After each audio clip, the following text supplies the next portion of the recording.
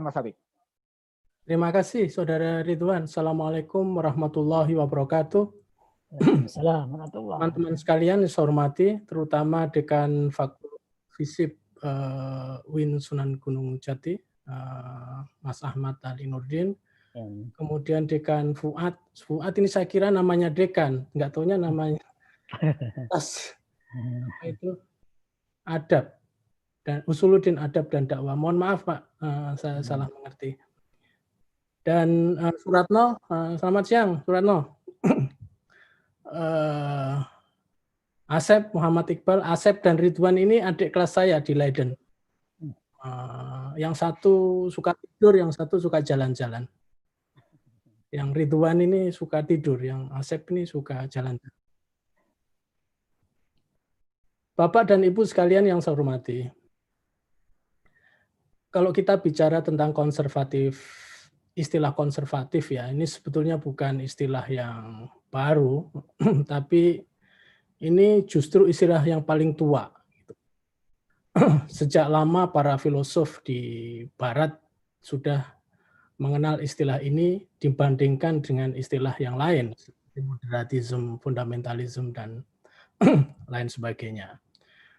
Bahkan di dalam konteks Indonesia, dulu ya Soekarno ya, itu dianggap sebagai seorang pemimpin Indonesia yang melawan konservatifisme. Ya, dalam sebuah jurnal yang ditulis oleh Peter Christian Haswedel, pernah diterbitkan di Jurnal Indonesia, jurnal terbitan Cornell, itu dia menjelaskan bahwa Soekarno adalah seorang radikal leader dan lawan dia adalah konservatif leader. Nah, kemudian berkembang juga pemanaan istilah konservatifisme yang khususnya berkaitan dengan persoalan-persoalan ekonomi, ya, dan persoalan politik, ya, di mana yang disebut dengan istilah konservatif itu adalah satu jenis politik yang mengutamakan akumulasi kekuasaan, accumulate power, dan lawannya adalah progresif, yaitu satu kekuasaan yang menggunakan kekuasaan, power, dan wewenang atau authority untuk kepentingan masyarakat banyak.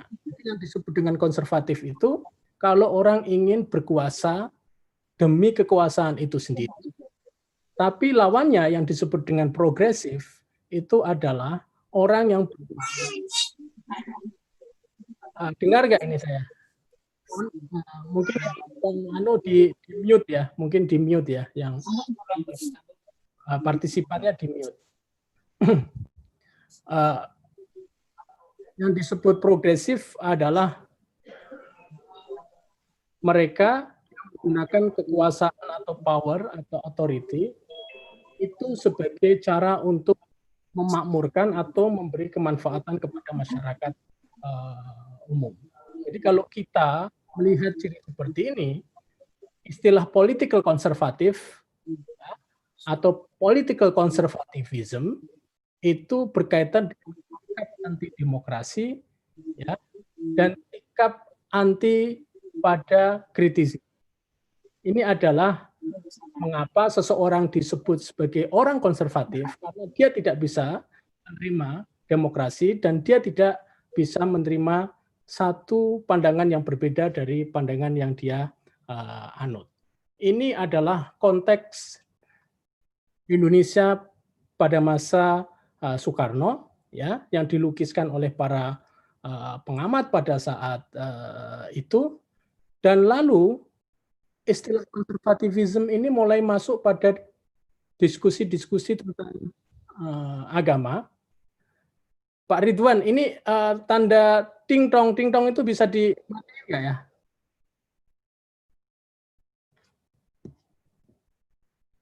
Halo? Monggo Pak, bisa dilanjut ya. Sudah kita matikan.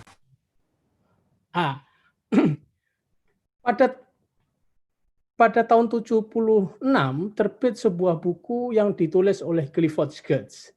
yang berjudul The Religion of Java.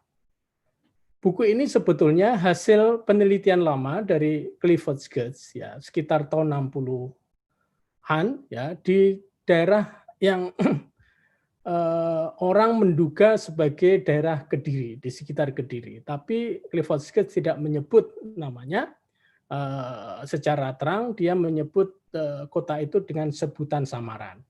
Tapi bukunya The Religion of Java ini adalah salah satu buku yang pertama kali yang menggunakan term konservatif, ya, justru untuk membedakan karakteristik yang dimiliki oleh dua organisasi besar Islam, Nahdlatul Ulama dan Muhammadiyah. Jadi Clifford Geertz lah yang membawa istilah ini ke dalam kancah studi tentang agama, terutama perilaku keagamaan yang dianut oleh dua organisasi besar Indonesia pada saat itu, yaitu Nahdlatul Ulama dan Muhammadiyah. Istilah yang digunakan oleh Clifford Geertz untuk menerjemahkan konservatif itu adalah kolot. Ya, istilah kolot.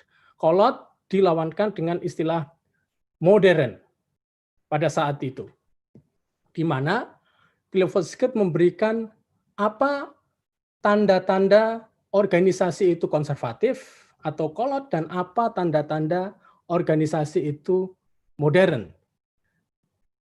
Menurut Clifford Geertz, yang disebut dengan organisasi kolot, salah satu cirinya adalah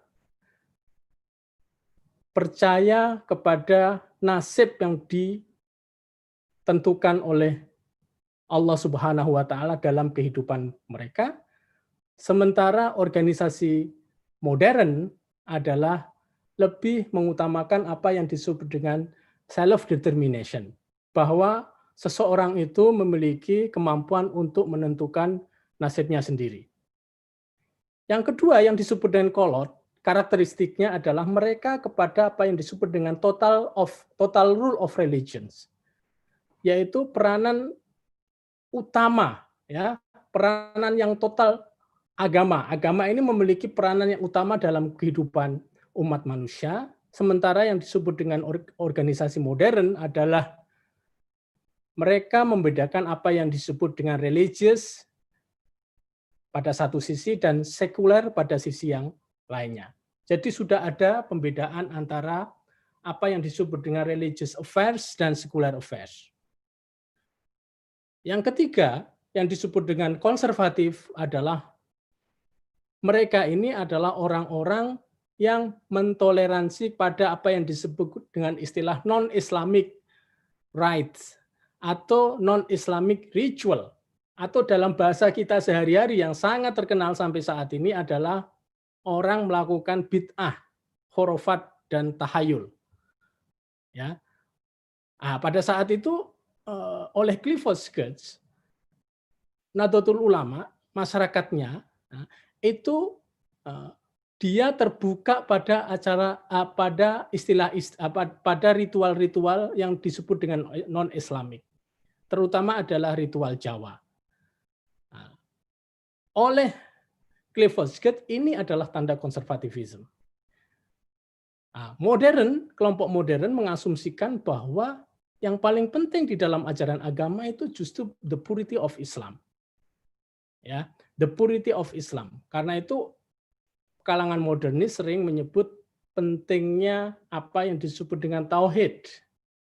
Sementara di lingkungan NU itu tidak terlalu menekankan pada aspek-aspek seperti itu.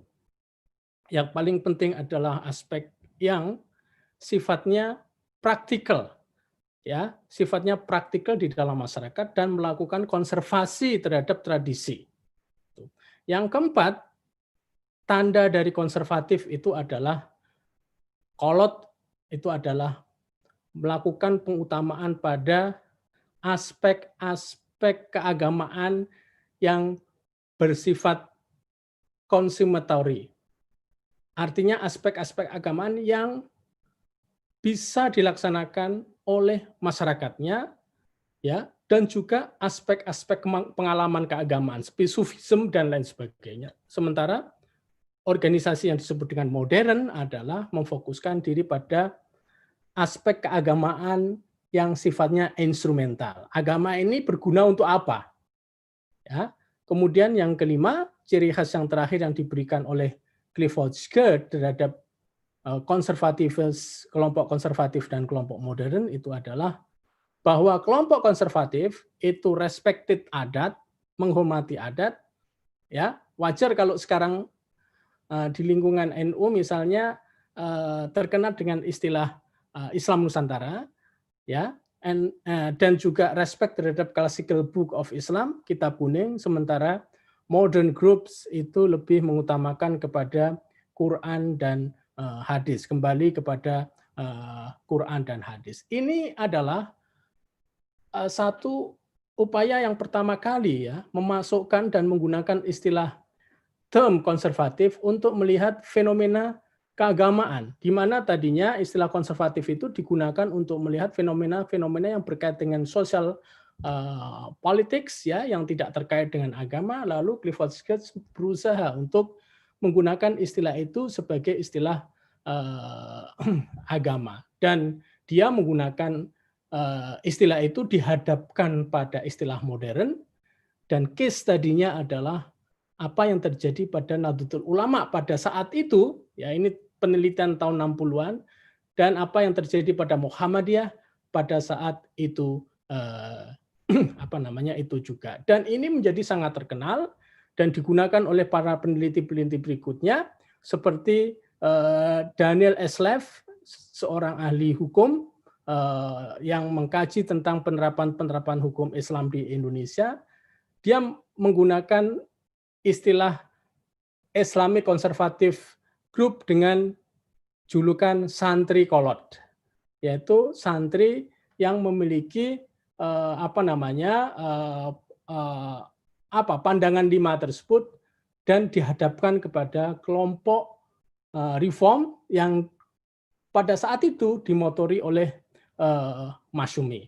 Nah, itu perdebatan awal tentang bagaimana dan apa sebetulnya istilah konservatisme dan sejarah penggunaan istilah konservatisme untuk konteks kajian keagamaan di Indonesia, meskipun Clifford Geertz memulainya dengan kajian etnografi, kajian antropologi, tapi kemudian karena yang diteliti ini adalah masyarakat Muslim, lalu ini juga banyak digunakan oleh kalangan kita untuk melihat fenomena tentang hal-hal yang berkaitan tentang sosial, tentang agama, terutama tentang the practice of Islam.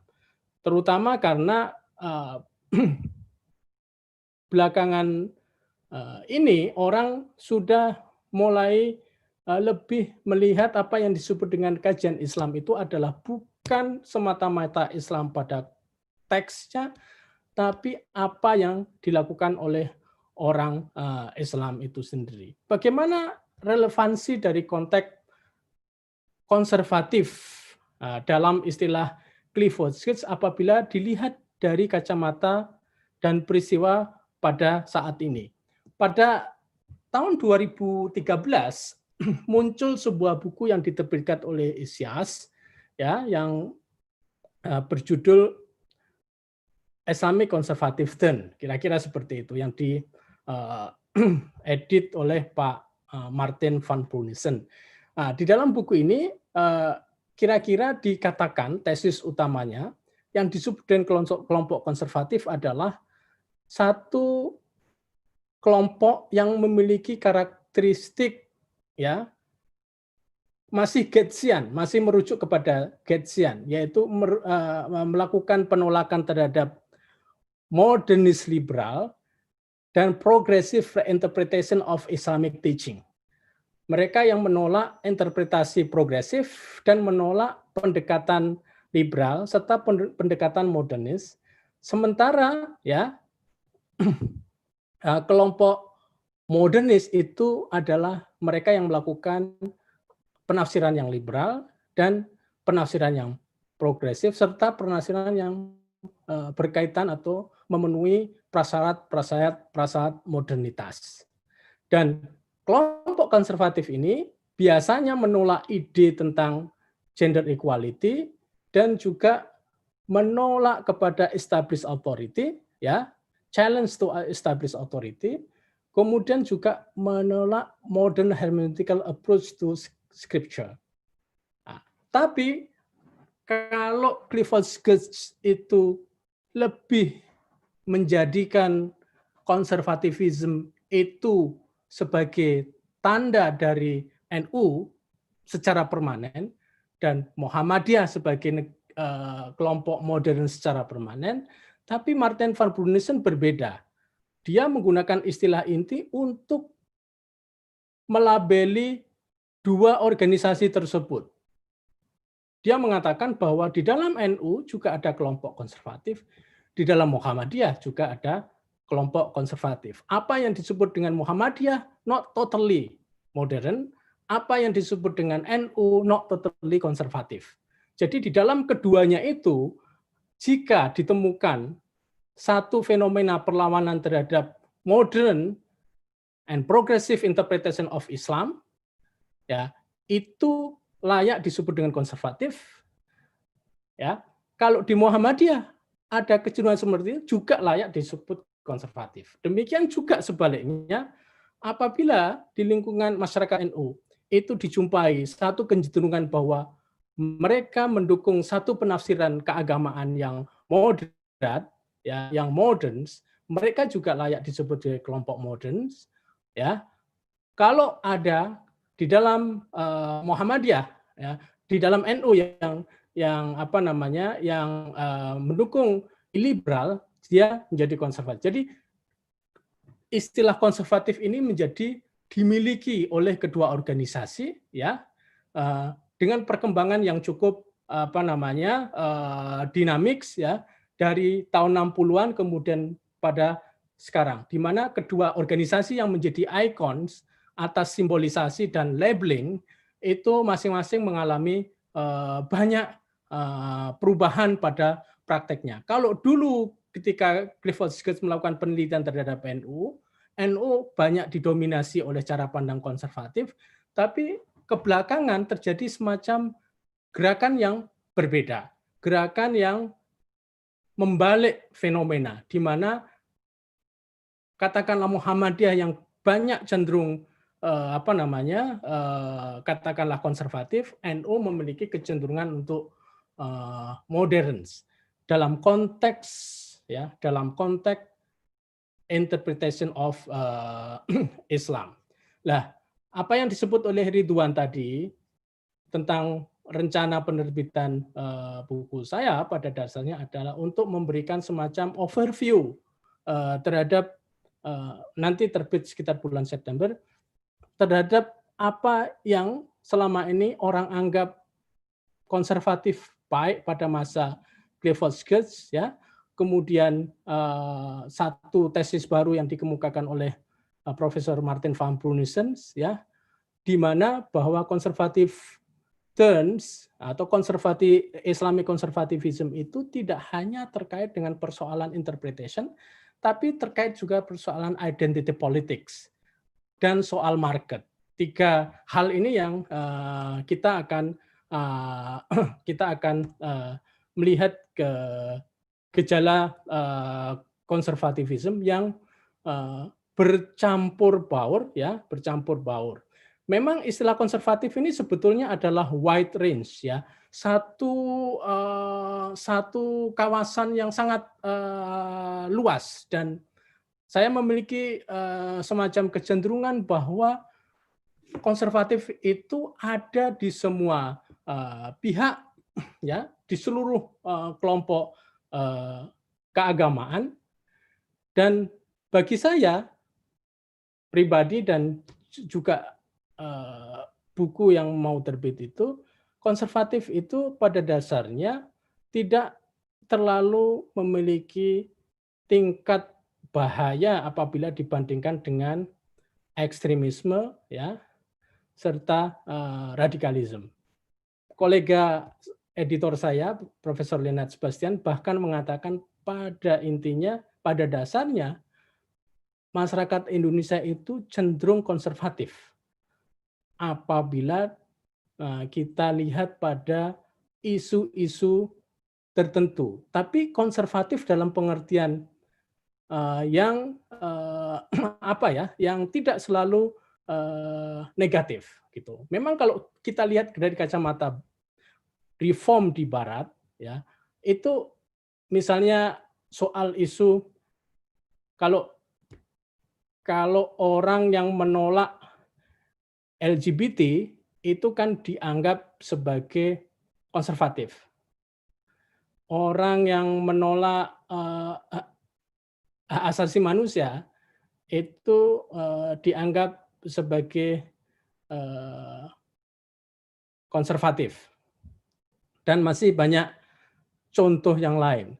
Kalau kita melakukan survei dan polling, mungkin sekitar 70% atau 80% orang Islam di Indonesia jika ditanya, kamu bisa nggak menerima konsep LGBT? Pasti, bukan pasti, karena berdasarkan beberapa survei, mayoritasnya akan menolak gitu. Tapi untuk isu-isu yang lain, ya seperti demokrasi, kemudian isu pemilu, isu lain, bisa kelompok yang pada satu sisi memandang LGBT tidak boleh, tapi pada sisi yang lain sangat progresif dan sangat modern. Ini hal yang harus kita cermati pada saat ini, dan menurut saya istilah yang paling aman, ya, yang bisa merangkum dari fenomena salafisme, kemudian radikalisme, fundamentalisme, itu adalah konservatifisme. Ya, itu semacam istilah besar, ya, istilah besar yang bisa dijadikan sebagai penampung dari berbagai varian gerakan, ya, yang sifatnya rejeksionis tadi. Lalu saya akan masuk pada persoalan yang berkaitan dengan COVID. Ini sangat menarik ya menurut saya. Karena sebelum artikelnya Najib Burhani, perspektif yang kemarin baru muncul, saya sebetulnya sudah kasih ke Ridwan, ada 2 artikel saya di ISIAS, yang satu perspektif, yang satu commentary. Saya menulis tentang bagaimana sikap masyarakat sipil Islam di Indonesia dalam menghadapi COVID, dan berusaha untuk menggunakan frames, ya, konservatifisme untuk melihat. Tadinya kan saya beranggapan, asumsi saya, hipotetik saya, bahwa orang atau kelompok-kelompok seperti Salafi, kelompok radikal, kelompok lain sebagainya itu, kalau saya boleh menggunakan label, ya, itu memiliki pikiran yang cenderung konservatif terhadap COVID. Dalam pengertian yang konservatif itu adalah bahwa COVID itu adalah penyakit yang diturunkan oleh Allah, manusia tidak perlu takut atas COVID itu. Karena segala hal yang berkaitan dengan penyakit itu adalah atas izin Allah. Tapi di dalam prakteknya, kalau saya melihat narasi dan diskursus yang dikembangkan oleh kelompok ini, itu justru tidak demikian. Jadi mereka justru lebih takut mati dan percaya bahwa virus itu mematikan. Sehingga dalam diskursus yang dia kembangkan, mereka mendukung fatwa-fatwa yang dikeluarkan oleh Majelis Ulama Indonesia bahwa sebaiknya orang Islam itu tidak melakukan sholat Jumat, ya, di masa pandemi seperti ini, dan kebanyakan kelompok ini mengusulkan apa yang disebut dengan total lockdown, ya, total lockdown supaya orang tidak tertular pada COVID. Hal yang bertentangan dengan itu yang kita sebut katakanlah kelompok progresif dan moderat, ya, justru mereka menganggap COVID itu sebagai penyakit yang datang dari Tuhan ya sudah, kita pasrahkan kehidupan kita semua kepada Tuhan.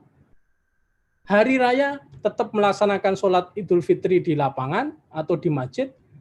Tarawih tetap pergi ke musola. Ini yang saya dukung dengan empirical case ya yang terjadi di Jawa Timur, di mana Jawa Timur ini wilayah ya yang didominasi hampir 90% oleh masyarakat NU yang katakanlah dalam konteks kategori saya sekarang sudah tidak layak disebut dengan konservatif, mereka terbuka dan sebagainya, tapi di dalam COVID ini mereka tidak percaya pada apa yang saya sebut dengan deadly danger of COVID-19. Bahaya yang mematikan dari virus ini. Sehingga mereka leluasa pergi ke musola, masjid pada saat sholat Idul Fitri, ya, dan taraweh, dan membuka sholat-sholat Jumat. Kalau di Jakarta, kebanyakan musola-musola yang buka itu adalah musola-musola yang dimiliki atau yang berafiliasi dengan kelompok yang the so-called terbuka, ya. Sementara musola-musola Salafi, Wahabi dan sebagainya tutup, dia tidak melakukan sholat-sholat seperti itu. Dan yang kejadian terakhir saya kira itu adalah bagaimana pesantren-pesantren itu tidak tunduk kepada protokol COVID-19, ya, mereka tetap membuka dan akhirnya COVID-19 ini memakan korban banyak dari kalangan kiai dan lain sebagainya. Ini adalah satu fenomena yang menarik yang harus kita lihat, ya, harus kita lihat bagaimana ustadz-ustadz Wahabi dan ustadz-ustadz Salafi yang kita sebut sebagai katakanlah dalam konteks sekarang kelompok konservatif, tapi dalam COVID-19 mereka lebih terbuka kepada ilmu pengetahuan, lebih terbuka kepada fenomena dan keyakinan bahwa selain Tuhan itu ada apa yang disebut dengan virus yang menjadi sarana untuk membahayakan manusia, yang mengancam kehidupan manusia. Nah, padahal kalau kita lihat keputusan Bahsul Masail, ya, yang dikeluarkan oleh Nahdlatul Ulama di Jawa Timur, itu ada satu kutipan yang yang sangat menarik, ya, tapi tidak banyak dipatuhi di dalam praktek kehidupan masyarakat NU pada saat ini, di mana di dalam satu fatwa itu dikatakan bahwa di dalam catatan kakinya diperkuat bahwa orang itu boleh takut, ya, kepada selain Allah, ya. Wa anal khauf min ghairillahi ta'ala, ya, ghairu muharramin ingkana ghairu mani'in min fi'li wajibin au tarki muharramin wa kana mimma jarat al-adah bi annahu sababun lil khauf kal khauf minal aswat wal hayat wal aqarib wad dulma wa kal khauf min ardil waba. Dikatakan bahwa di sini sesungguhnya takut pada selain Allah, ya, itu tidak haram. Ghairu muharramin. Ingkana, apabila tidak mencegah seseorang itu untuk melakukan kewajiban, ya, atau meninggalkan hal yang haram. Nah, itu bisa terjadi karena, ya, seperti yang terjadi di dalam masyarakat umum, seperti takut kepada kepada singa, takut kepada ular, takut kepada kalajengking, takut kepada kegelapan, dan juga wakal khauf min ardil wabah, yaitu takut pada wabah, pada penyakit, ya, yang sedang pandemik. Ini jelas dan clear, ya, jelas dan clear disebutkan di dalam keputusan Bahsul Masail PBNU Jawa Timur. Tapi pada makhot itu kan fenomenanya, kamu jangan keluar rumah, gitu. Kamu boleh takut, nggak apa-apa. Kamu jangan keluar rumah, karena kalau keluar rumah itu nanti bisa terinfeksi oleh COVID-19 gitu. Tapi apa yang terjadi? Fenomena yang kita lihat, kenyataan ini banyak dilanggar, ya. Banyak dilanggar di mana mereka hanya takut kepada Allah, tidak takut pada COVID, sehingga banyak yang terkena COVID. Ini satu fenomena yang cukup menarik yang harus kita lihat. Kemudian yang Ridwan, saya diberi waktu berapa lama? Berapa menit lagi? 5 menit, Pak. Oh, 5 menit, cukup. Satu fenomena yang sangat menarik bahwa COVID ini memiliki tremendous impacts ya terhadap apa yang disebut dengan the essential dan non essential di dalam kehidupan manusia. Tadinya apa yang disebut dengan essential adalah hifdzuddin, yaitu kita merawat ya agama, hak-hak agama kita rawat, ya, kita ibadah, kita apa dan sebagainya, itu kita utamakan di dalam kehidupan keseharian. Gitu. Tapi COVID ini mengubah fenomena itu, di mana yang utama adalah hifdzun nafas. Kalau kita membaca buku-buku tentang teori maqasidus syariah atau maslahah, hampir semua mengatakan bahwa yang paling ditaruh di atas priority dari ad-daruriyatul khams itu adalah hifdzuddin. Tidak bisa ditawar. Banyak kan ulama menempatkan posisi itu. Tapi COVID ini berhasil mengubah bahwa yang esensial itu bukan hifdzuddin, tapi yang esensial itu hifdzun nafas. Apa contohnya? Banyak sekali contohnya. Orang yang tadinya diwajibkan untuk melakukan sholat Jumat, jangan sholat Jumat. Ya, jangan sholat Jumat. Sholat saja, sholat duhur di rumah, nggak usah ke masjid. Yang tadinya itu mengutamakan jamaah ke masjid, jangan ke jamaah. Lindungin diri kamu di rumah saja bersama keluarga. Karena kalau kamu ke masjid, bisa menyebabkan kamu terinfeksi oleh. Di dalam tradisi yang sangat panjang tentang keagamaan, baru kali ini mendatangi pasar lebih penting daripada mendatangi masjid. Ini adalah satu perubahan. Kenapa mendatangi pasar? Karena pasar ini hifdzuddin, hifdzul hayat, masjid ini hifdzuddin. Kalau orang beribadah bisa di rumah, tapi kalau orang belanja tidak bisa kalau tidak ke pasar untuk memenuhi dan menyambung kehidupan. Nah, karena itu dalam seminar yang diadakan oleh saya sebetulnya punya PowerPoint juga tentang masalah ini, tentang COVID-19 and the Agenda of Ummah. 2 bulan yang lalu yang diselenggarakan oleh ISIA, saya mengatakan bahwa ini adalah satu kesempatan untuk melakukan reform di dalam keagamaan. Jadi paradigma